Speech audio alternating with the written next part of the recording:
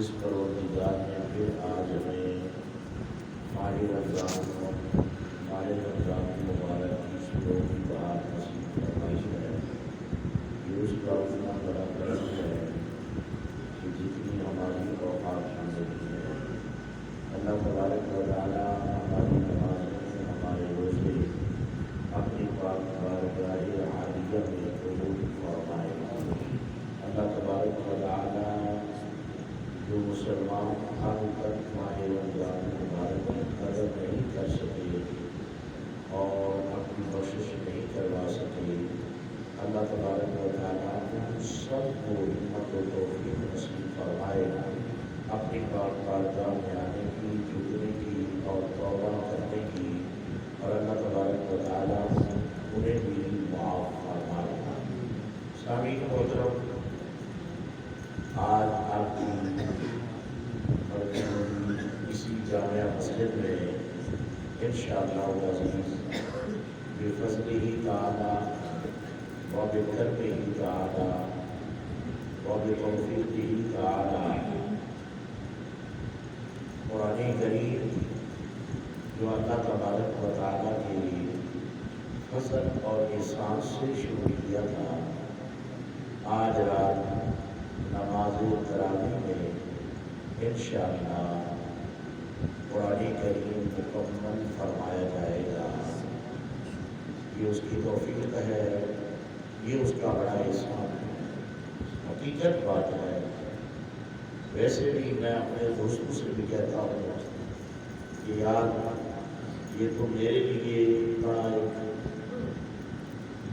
عجوبہ ہے، تعجب والی بات ہے کہ میں نے آج اس کو، میں بڑا پریشان تھا اس معاملے میں کہ پتہ نہیں اب تک تو قرآن پاک سنانا کبھی ماہ رمضان شریف میں ناغہ نہیں کیا، تو اس مرتبہ جو چوٹ لگی ہے، ایکسیڈنٹ ہوا ہے، اس کی وجہ سے شاید میں نہ سنا پاؤں، لیکن اللہ کریم سے مدد مانگی تھی، اس پروردگار نے ایسی مدد عطا فرمائی ہے، یقیناً میرے پاس وہ الفاظ نہیں کہ میں اپنے رب کا شکر کس انداز میں۔ حقیقت بات ہے، اس کا اتنا بڑا کرم ہے، اتنا بڑا احسان ہے کہ اس نے توفیق بخشی کہ الحمدللہ الحمد سے شروع کیا، اور آج وہ قرآن پاک نماز تراویح میں انشاءاللہ العزیز اگر اللہ تبارک و تعالیٰ نے توفیق عطا فرمائی ہے اور انشاءاللہ فرمائے گا بھی ضرور، اس کی توفیق کاملہ سے مکمل ہو جائے گا۔ سامعین محترم، بڑے اعزاز کی بات ہے جہاں پر قرآن کریم پڑھا جاتا ہے، اس جگہ پر اللہ کی رحمتوں کا نزول ہوتا ہے۔ میں کیا آپ سے میں کیسے کہوں، میں تو اتنا ہی سمجھانے میں آسان لفظوں میں ایک بزرگ قول پیش کر سکتا ہوں تاکہ آپ کو بڑے آسان لفظوں میں سمجھ آ جائے کہ جہاں پر اللہ کا قرآن پڑھا جائے وہاں پر کتنی رحمتیں ہوتی ہیں، کتنی برکتیں ہوتی ہیں۔ میرے دادا مرشد حضور سیدی و سندی حضرت خواجہ غلام حسن سیوان لجپال رحمۃ اللہ تعالی علیہ، یہ وہ ولی کامل ہیں جن کے بارے میں بہت سارے واقعات، بہت ساری کرامات جو آپ سے وابستہ ہیں، بڑی مشہور کرامات ہیں کہ آپ سے ایک شخص نے پوچھا کہ میں نے کروڑ جانا ہے، آپ نے فرمایا کروڑ جانا ہے یا کوڑ جانا ہے؟ بزرگوں کے الفاظ میں کتنی سادگی ہے، اور پھر اس کے اندر کیا کچھ وسعت ہے۔ کروڑ جانا ہے یا توڑ جانا ہے؟ اس نے دیکھا بابا ہے، وہ چونکہ غیر مسلم تھا، اس نے کہا ڈاکٹر صاحب شغلی صحیح، اس نے کہا بابا کروڑ توڑ ہی جانا ہے، توڑ ہی جانا ہے۔ آپ نے فرمایا آنکھیں بند کر آنکھیں بند کی تو گنبد خضرا سامنے، بس ایسی نگاہ ڈالی وہیں پہ کھڑے ہوئے، کہیں چلایا نہیں، کہیں بھیجا نہیں، سامنے گنبد خضرا شریف، اور اس وقت بدن اٹھی، تڑپ اٹھا، زبان سے بے ساختہ پکار اٹھا، لا الہ الا اللہ۔ یہی ہے علامہ اقبال جس کے متعلق فرماتے ہیں نا، نگاہ ولی نے یہ تاثیر دیکھی، بدلتی ہزاروں کی تقدیر۔ وہ فرماتے ہیں ان کا دور ہے ظاہری حیات میں، آپ زندہ تھے، آپ کے دور میں جب پاک و ہند ایک تھا، پاک و ہند ایک تھا، تو اس وقت کی بات ہے، ہندوؤں کا ایک بندہ مر گیا، مرنے کے بعد انہوں نے اپنے مذہب کے مطابق، آپ جانتے ہیں ان کا جنازہ کیا ہے، ان کے مذہب کے مطابق وہ اپنے میت کو جلاتے ہیں۔ انہوں نے لکڑی اکٹھی کی اور اپنی میت کو لکڑی کے اوپر ڈالا اور اسے جلانا چاہا تو وہ جل نہیں رہا، توجہ کرنا، وہ جل نہیں رہا۔ انہوں نے اس کے لیے کافی سارے حربے استعمال کیے، جیسے ڈیزل وغیرہ ہوتا ہے، ایسی چیزیں انہوں نے کافی حربے استعمال کیے، بھئی اسے کیوں نہیں آگ لگ رہی۔ بالآخر ان میں چونکہ پرانے دور میں غیر مسلموں میں بھی بڑے بڑے دانا تھے، عقل مند بڑے تھے، تو ان کے دانا جو تھے نا، انہوں نے کہا وجہ کیا ہے کہ ہمارے مذہب کے مطابق ہمارا میت کیوں نہیں جل رہا۔ انہوں نے کہا کہ وہ جو مسلمانوں کا ہے نا غلام حسن، اس سے جا کے پوچھو، وہ غلام حسن بتائے گا کہ ہماری میت کیوں نہیں جا رہی۔ ذرا دیکھیے ہندوؤں کا عقیدہ کیا ہے، کیوں نہیں جا رہی۔ کوئی دو چار بندے گئے حضرت خواجہ غلام حسن سراج الاخبار کے پاس اور جا کے یہ بات پوچھی کہ ہمارے یہاں ہمارا بندہ مر گیا ہے، ہم اپنے مذہب کے مطابق اسے جلانا چاہتے ہیں لیکن وہ جل نہیں رہا، اس کے بارے میں ہمارے بڑوں نے بھیجا ہے کہ خواجہ غلام حسن سے پوچھو، وہ بتائے گا۔ آپ نے فرمایا ایسا کرو کہ وہاں سے اٹھاؤ، تھوڑا سا آگے لے جاؤ اور وہاں پر جلا دو، جل جائے۔ انہوں نے اپنی میت اٹھائی، لکڑیاں اٹھائی، وہاں سے اٹھایا اور آگے لے گئے، تھوڑا سا آگے لے جا کر رکھا اور وہاں پہ رکھا اور فوراً آگ لگائی، فوراً آگ لگا دی، ادھر سے آگ لگائی، آگ لگ گئی، میت جل گئی۔ ان کے مذہب کے مطابق ان کا سلسلہ ہو گیا، لیکن ان داناؤں میں ایک بات تھی کہ وہ بات کی کھوج نکالتے تھے۔ انہوں نے کہا یار یہ زمین ساری جو ہے وہ بھی زمین ہے، یہ بھی زمین ہے، ہمارے میت کو وہاں پہ آگ کیوں نہیں لگی اور یہاں پہ کیوں لگی؟ یہ تھوڑا سا فاصلہ ہے، اس میں کیا حکمت ہے؟ اب سنیے توجہ سے، ولی کہاں تک دیکھتا ہے اور کیسے دیکھتا ہے۔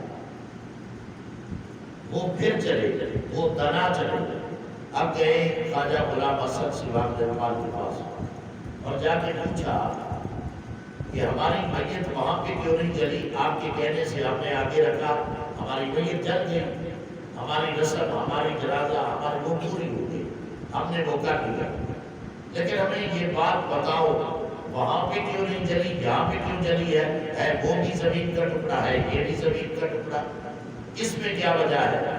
تو آپ نے جو جواب ارشاد فرمایا ذرا دل کی تختی پہ غور کر۔ آپ نے فرمایا کہ وہاں پر اونٹ کے کوہان کی ہڈی ہے۔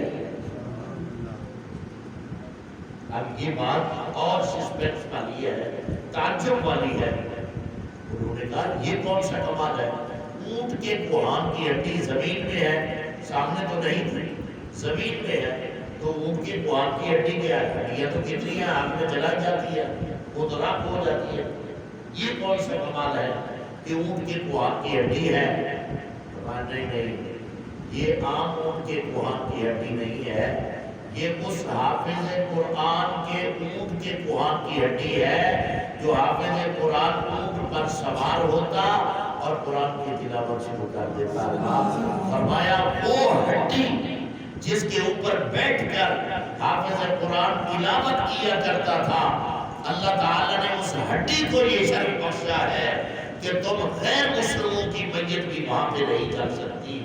اب بتاؤ کہ جو حافظ قرآن ہے پھر اس کا درجہ کیا ہوگا؟ جہاں پھر قرآن پڑھا جائے وہ جگہ اتنی عظیم ہوتی ہے۔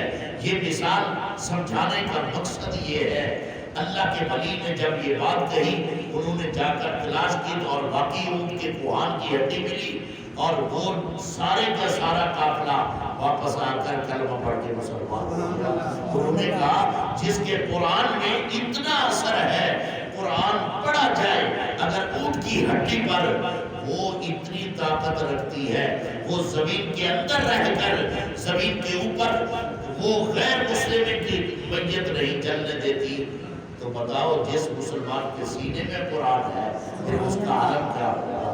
تو جو مسجد کے اندر اللہ کے گھر میں اور نماز تراویح کی صورت میں قرآن پاک آپ نے سماعت فرمایا اور پڑھا گیا، اس قرآن کا عالم کیا ہوگا، اس کی شان کیا ہوگی، اس جگہ کا مرتبہ۔ اب سنیے حدیث پاک، صحیح حدیث پاک، سیاستہ کی حدیث پاک، کتب احادیث میں، کتب کثیرہ میں یہ حدیث پاک ہے۔ فرمایا جس جگہ پر قرآن پڑھا جاتا ہے وہاں پر رب کی رحمتوں کا نزول ہوتا ہے، اللہ کی رحمتوں کا۔ بلکہ میرے کریم آقا علیہ السلام نے مسلم شریف کی حدیث پاک حضور نے اس حد تک فرمایا وہ مٹی کا بنا ہوا چبوترا ہی کیوں نہ ہو، مٹی کا بنا ہوا ٹیلا ہی کیوں نہ ہو، فرمایا اس پتھر پر بیٹھ کر بھی قرآن پڑھا جائے تو اللہ تعالیٰ اس پر بھی اپنی رحمتوں کا نزول فرماتا ہے۔ ایک صحابی رسول ذکر کرتے ہیں، عرض کرتے ہیں حضور علیہ السلام کی بارگاہ میں جا کے اپنا ماجرا سناتے ہیں۔ وہ رات کو قرآن کی تلاوت کرتے ہیں، ان کے پاس ان کا گھوڑا بندھا ہوا تھا۔ کیا بندھا ہوا تھا؟ گھوڑا۔ جب وہ تلاوت کرتے تھے تو گھوڑا جو ہے نا رقص کرنا شروع کر دیتا تھا۔ گھوڑا اس قدر اچھلتا کودتا آپ کو خطرہ لاحق ہوتا کہیں میرے اوپر نہ آ جائے، آپ تلاوت روک دیتے گھوڑا بھی رک جاتا، گھوڑا بھی رک جاتا تھا۔ پھر اسی طرح آپ تلاوت فرماتے پھر گھوڑا اسی طرح اچھلنا کودنا شروع کر دیتا، پھر آپ تلاوت روکتے وہ رک جاتا۔ صبح کے وقت جب حضور کی بارگاہ میں حاضر ہوئے عرض کرنے لگے، یہ سارا ماجرا سنایا، یا رسول اللہ صلی اللہ علیہ وسلم رات اس طرح ہوا، میں قرآن کی تلاوت کر رہا تھا تو یہ ایسے ایسے ہوا۔ حضور نے فرمایا اے میرے غلام اگر تو کرتا رہتا، تو نے دیکھا نہیں ہے، اگر تو کرتا رہتا یہ قرآن جب تو پڑھتا تھا اللہ کی رحمت نازل ہوتی تھی، اس کی وجہ سے یہ گھوڑا جو ہے یہ خشکی بناتا تھا اس انداز میں۔ فرمایا اگر تو پڑھتا رہتا صبح کے وقت تو بھی رب کی رحمت کو دیکھ لے، یہاں تک فرمایا۔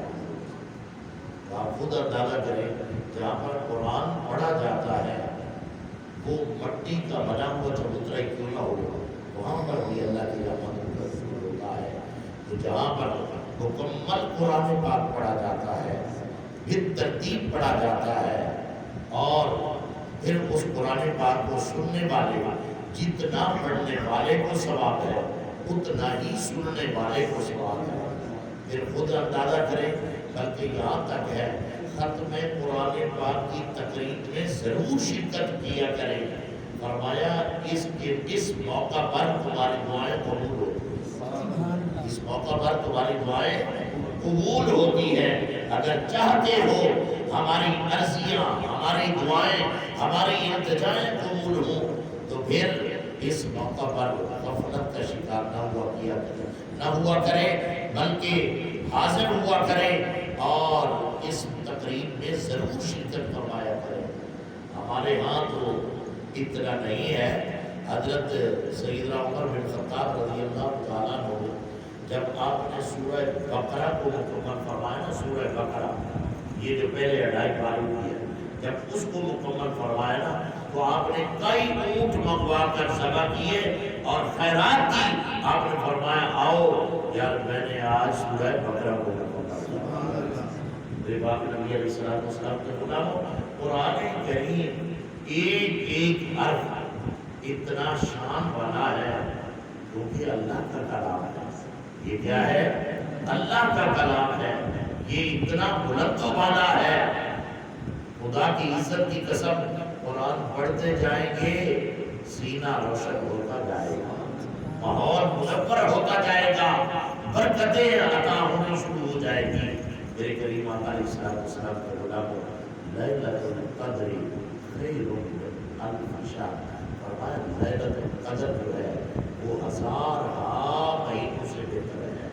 اب یہ رمضان شریف میں ہر رات آنا, ہر دن آنا, ہر صبح آنا, ہر شام آنا, ہر دوپہر آنا, ہر منٹ آنا, ہر گھنٹہ آنا, رمضان شریف کا ہر لمحہ آنا.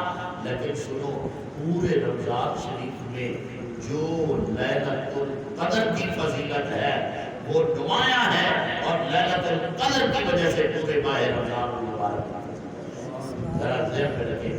اور لیلۃ القدر کے متعلق جس کے متعلق کریم آقا علیہ السلام نے ارشاد فرمایا کہ اسے تاک راتوں میں تلاش کرو, تاک راتوں میں تلاش کرو. وہ لیلۃ القدر کیا ہے؟ فرمایا وہ 1000 مہینوں سے بہتر ہے. فرمایا اس رات میں آنے والے آجا, اللہ تبارک و تعالیٰ تجھے کئی سالوں کا ثواب, عبادت کا ثواب عطا فرمائے گا. ایک رات کے بدلے میں 83 سال کی عبادت کا ثواب ملے گا. ایک رات کے بدلے میں کئی سالوں کی عبادت کا ثواب ملے گا. ذرا اس پر بھی غور فرمائیں. لیلۃ القدر خیر من الف شہر. حضرت عثمان بن عاص رضی اللہ تعالیٰ عنہ صحیح روایت کے مطابق آپ کا ایک غلام تھا جو دریا کے اندر کشتی چلایا کرتا تھا.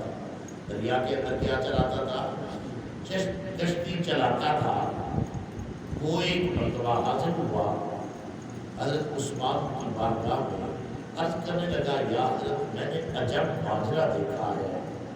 سال میں ایک رات ایسی آتی ہے جس رات میں دریا کے پانیوں کا شور و غوغا ختم ہو جاتا ہے, اور پھر عجب بات یہ ہے دریا اور سمندر کا پانی میٹھا ہو جاتا ہے, بالکل میٹھا ہو جاتا ہے. یہ رات آپ نے فرمایا اب جب آئے نا تو مجھے بتانا, اب جب آئے نا مجھے بتانا. اب اس غلام نے جیسے ہی 27ویں شب آئی تو اس نے بتایا حضور وہ رات آج ہے. فرمایا آج لیلۃ القدر کی رات ہے. میرے باپ نبی علیہ السلام کے غلاموں, اکثر جمہور کا اس پر اتفاق ہے کہ قرآن کریم کی پوری سورہ مبارکہ یہ سورۃ القدر جو ہے لیلۃ القدر کی شان میں اتری ہے, اور اس میں قدر کا لفظ 3 مرتبہ آیا ہے, اور لیلۃ القدر کے لفظ بنتے ہیں 9, اور فرمایا 9 کو 3 سے ضرب دو تو کتنے بنتے ہیں؟ 27 بنتے ہیں. فرمایا اس لیے زیادہ اسی پر ہے. فرمایا 27ویں شب کو لیلۃ القدر ہے. نبی کریم علیہ السلام کے غلاموں, تو پھر آج کی رات غفلت کی رات نہیں ہے, بلکہ آج کی رات شب بیداری کی رات ہے, انکساری کی رات ہے. آج کی رات اللہ کی بارگاہ میں توبہ اور استغفار کی رات ہے. آج کی رات اللہ کی بارگاہ میں معافی مانگنے کی رات ہے. آج کی رات اپنی بخشش کروانے کی رات ہے. آج کی رات مانگنے کی رات ہے. ہم جتنا مانگتے چلے جائیں گے اس کی بارگاہ سے تو آج سمندر کیا, سمندر بھی کم ہے, اس سے بھی بڑھ کر خیرات اس طرح آ رہی ہے کہ اللہ تبارک و تعالیٰ کی رحمت خیر کثیر بے بہا ہم تمہارے کرم ہے. کوئی سائے ہی نہیں, راہ دکھلائے کسے, کوئی راہ